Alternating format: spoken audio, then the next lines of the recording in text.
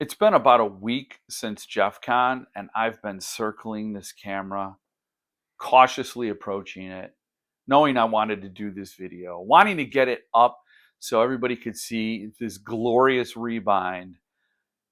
And every time I approach the camera and set it up, the words just flutter away. It's like I don't have them. I know even now that I hit record and now that I've started, I'm not going to be able to put into words everything about this book. I know I'm not going to be able to express my gratitude to Gerald or my love of this edition in any way that really approaches the depth of what it means to me.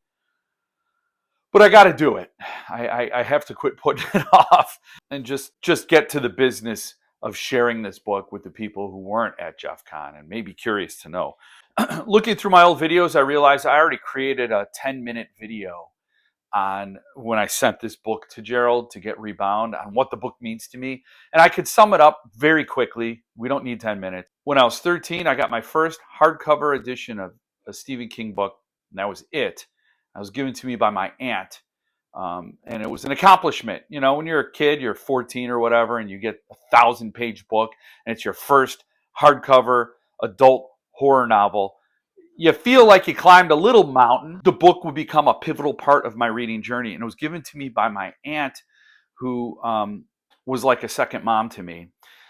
But then I lent it to another aunt who took it up to her campground and proceeded to destroy it. I'll never forget getting the book back and being speechless because this precious thing that I wanted to share with somebody in my family was just ruined, waterlogged, and handed back to me without any apology or acknowledgement of this treasure that was destroyed. Well, the aunt who gave it to me died really young. She died at 49 years old from breast cancer. And that gave the book even more sentimental value. It was given to me by an aunt who is no longer with me. And it's like the last thing I had from her that it meant the world to me when she gave it to me. And then it just increased in sentimentality after she passed away. But it was in horrid shape. It was a lot of water staining around the edges. The boards were shot. The dust jacket was ripped up. And so every time I looked at it, it was painful to see this book in such condition. And over all these years, I read it a few times, that edition, and I'd always, in the back of my mind, said I should get it rebound. And I did reach out to this one rebinder who I told the story to, and he said, don't rebind it.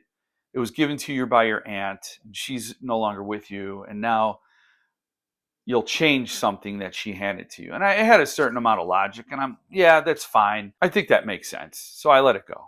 And then I told the story of this book on my channel over the summer, and Gerald was watching, and he reached out to me and said, hey, you know what? If you change your mind about rebinding that book, I'd love to do it for you as a thank you for all your support. And I don't know, maybe it was just the mood I was in or the confidence I had knowing his previous work. But I said, yeah, you know what? I think I'm ready. So I sent it off to him, and he wrote back, awesome. Thank you for trusting me with this. I know how hard that was for you. Is there anything you want?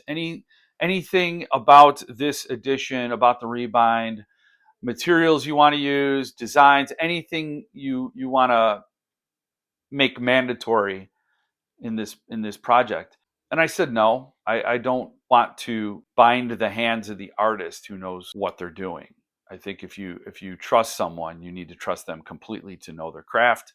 And I wanted his version, his vision of his best work. So he said, great, that's fantastic. I'll work on this. And I told him, no rush. I know he's backlogged on a lot of things, and I didn't want him to lose actual money, business and time away from his family and all that, working on this project. That was like in August of 2025. Well, I had Jeff Con, December 6th. Bibliopathologist was there. Gerald was there. Jason was there. They're the dynamic duo. Gerald's Bibliopathologist. Jason is Hatteras Path Editions. And they're a dream team. Anyway, they came to Jeff Con, and Gerald surprised me with the rebind. He's like, hey, I just need 10 minutes to get up and make an announcement. I'm like, okay, yeah, it's fine. Anytime you want the mic, just let me know. He's like, all right, well, before the next panel, just give me 10 minutes. I'm like, okay. So I got up there, gave him the mic, and then he gave me this book.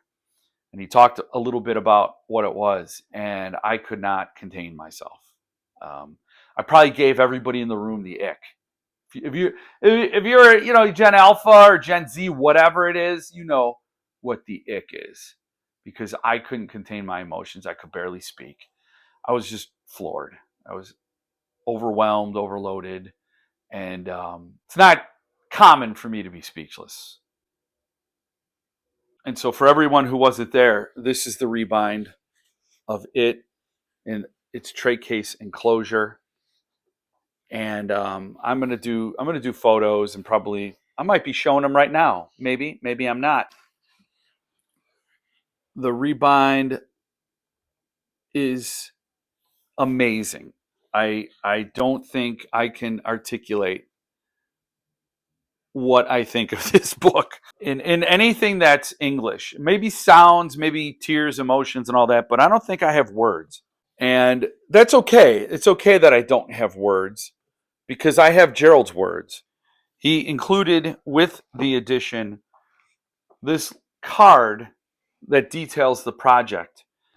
He also included this much more thorough list talking about the conservation of this edition.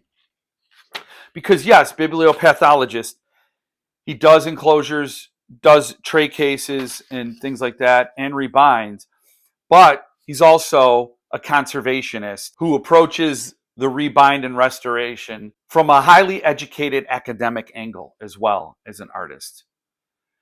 There are some people that are super smart and academic and can do things and know things and all that, but there's a talent and an art here that Gerald also possesses that's remarkable. So I'm just going to tell you what he wrote in his words so you can understand it at a deeper level. Found bearing the marks of its past, water-stained edges, worn casing, and the memory of a loan gone sideways. This copy of it was fully disbound and its original boards respectfully archived. The text block was squared and refined with a 1/16 to 1/8 trim, fitted with burgundy Hanamula Burga papers, capped with black goatskin headbands, and given a newly strengthened spine.